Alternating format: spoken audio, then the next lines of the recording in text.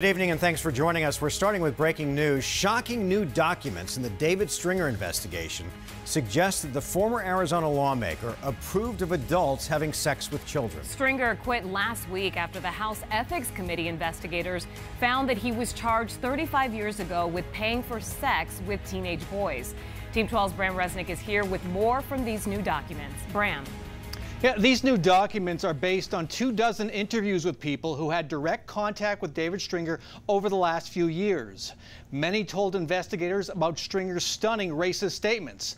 But alleged statements about pedophilia shared by one witness are truly horrifying.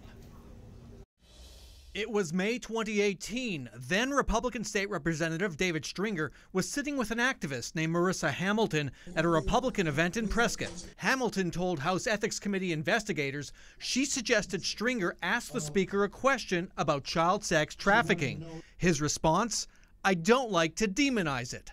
This audio is from Hamilton's live stream of the event. I don't like to demonize. I think demagogue on child sex trafficking. That's what upset me.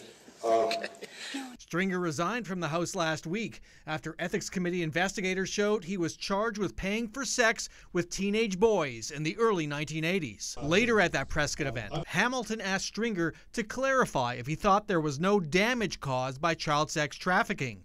According to Hamilton, Stringer responded he didn't think there was any damage. He went on, quote, "If an uncle takes his niece or nephew to a playground and they go on the merry-go-round and have some ice cream and then do their thing, that's just part of the experience."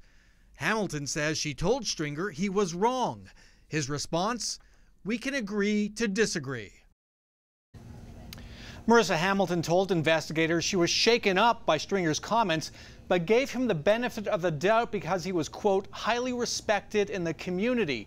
Hamilton would later break with Stringer over his racist comments. David Stringer couldn't be reached for comment.